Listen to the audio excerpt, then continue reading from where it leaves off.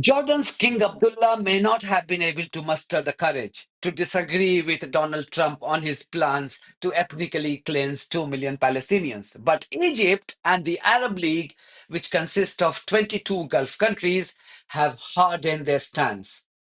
The Arab League Secretary General has termed Trump's plans to forcibly displace Palestinians from their native land unacceptable. النهارده التركيز على الأردن، على آسف على غزة، بكرة على الضفة الغربية. الهدف هو إخلاء فلسطين التاريخية من سكانها التاريخيين، أمر لا يمكن قبوله. ما في شك. والعالم العربي قاومه لمدة 100 عاما. نحن العرب قاومنا 100 سنة. لسنا على استعداد للتسليم الآن. إذا مضى الرئيس ترامب بهذا الأسلوب في الضغط على الغزاويين وعلى العالم العربي وعلى المصريين والأردنيين والسعوديين وكل هذه القوى ذات التأثير في هذه المنطقة، أتصور أنه وبدلا من حل القضية الفلسطينية حلا عادلا يقوم على الدولتين، أتصور أنه بيقود الشرق الأوسط إلى دورة جديدة من الخلاف الشديد بين العرب وإسرائيل. Egyptian President Abdel Fattah al-Sisi, who was scheduled to visit the US to meet Trump, has indefinitely postponed his plans. This despite the fact that al-Sisi's foreign minister had already left for the US, and he even held discussions with his US counterpart, Marco Rubio, on Tuesday. Al-Sisi's visit was originally scheduled for 18th of February, but he's now indefinitely put his plans on hold due to Cairo's strong opposition to a US plan suggested by Donald Trump to forcibly displace Palestinians from Gaza into Egypt and Jordan. King Abdullah received plenty of condemnation, and rightly so, for his meek surrender before Trump, as the newly elected US president repeated his plans to forcibly evict 2 million Palestinians. Mr. President, many people in the region, especially Jordan, are worried about the annexation of the West Bank. Will you give His Majesty the King guarantee that you won't allow Israel to annex the West Bank? And how are you going to I think that's going to work out very well. That's not really what we're talking about today. I think that's something that's going to work out automatically, and it's in good shape. And we discuss it, other people have discussed it with us and with me. That's going to work out. West Bank is going to work out very well. Mr. President, why should the king take in the Palestinian people? He's made clear he doesn't want to. Well, I don't know, but he may have just something to say because we discussed just briefly. I think maybe you want to say it now, or?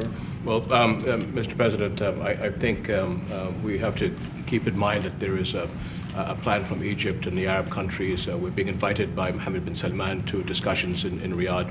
I think the point is how do we make this work in a way that is good for everybody? Right. And obviously, we have to look at the best interests of the United States, of the people in the region, especially to my people of Jordan.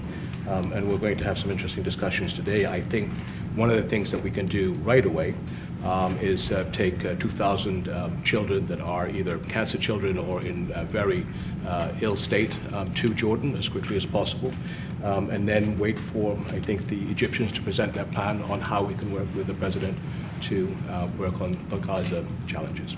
So I want to tell you, excuse me, wait, just please.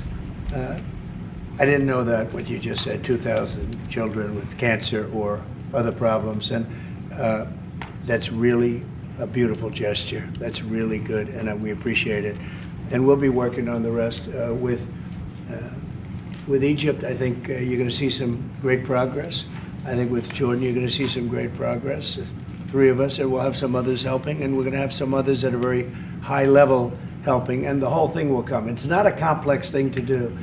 And with the United States being in control of that piece of land, a fairly large piece of land, you're going to have stability in the Middle East for the first time.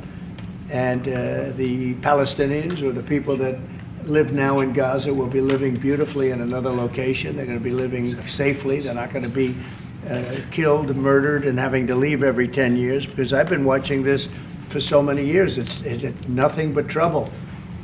Everyone's being killed. They're being robbed. It's like living in hell. And they're going to end up having a great home, great families that don't have to get mugged and killed and beaten up and harassed by Hamas and everybody else.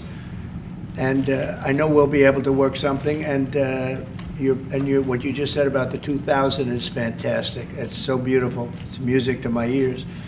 But we're going to be able to work something, and I know we'll be able to work something also with I believe, not 100%, but 99%. We're going to work out something with Egypt. But Mr. President, during your election campaign, Mr. President, how is the U.S. going to own Gaza? Your White House has made clear taxpayer dollars won't be used for this. So what money are you going to use to buy Gaza? We're not going to buy anything. We're going to have it, and we're going to keep it, and we're going to make sure that there's going to be peace, and there's not going to be any problem, and nobody's going to question it. Many experts in the West have called Trump's plans a violation of international law and impractical. According to some experts, Trump was playing with fire, and any attempts to blackmail Jordan with $1.7 billion worth military aid that it provides to Jordan would prompt China and Russia to fill the vacuum, and this wouldn't be good news for the US in this key Middle Eastern country. What would be the consequences, Sam Kiley, if President Trump somehow tried to forcibly move Palestinians out of that piece of land? Well, it would be a war crime, so there'd be international condemnation for humanitarian ethnic cleansing. Even if he were able to shift a large population of Palestinians into Jordan, you've got an unwilling population in Jordan driven out of their homeland. We've seen that in 1948, 67, 73. Jordan itself was very badly destabilized. It's now a very stable country, but it was very destabilized by the Palestinian relationship with Israel, constant attacks by the Palestinians back into Israel to try and retake their homeland. Similar thing happened in Lebanon. So you would have instability and chaos, and it would threaten the Hashemite kingdom itself, which is why it's being rejected, or will be rejected out of hand, no matter how polite King Abdullah II is being in that clip. He will reject it. Very polite. He will reject it, as Egypt have tonight. So now what happens?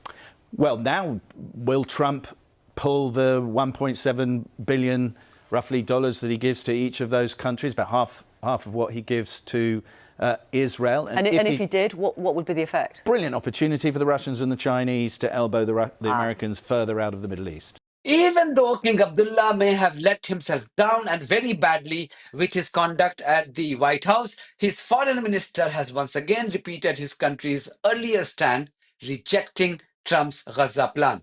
ثمة مواقف أردنية راسخة حازمة لا تتغير، وهي أن التهجير لا يمكن أن يتم إلى الأردن أو إلى مصر أو إلى أي دولة عربية، وأنه لا يمكن تهجير الفلسطينيين من أرضهم، وأننا سنعمل مع الرئيس الأمريكي من أجل إعادة إعمار غزة دون تهجير أهلها، وأبعد من ذلك سنعمل من أجل تحقيق السلام العادل الذي لن يتحقق إلا إذا نفذ حل الدولتين الذي يضمن حقوق الشعب الفلسطيني وفي مقدمها حقهم في الحرية. A lot will depend on what the Arab League decides in their next meeting, which has been urgently called at the request of Jordan and Egypt. But the Egyptian president postponing his trip to the US indefinitely is a huge development. I will keep you posted on future developments of this crisis.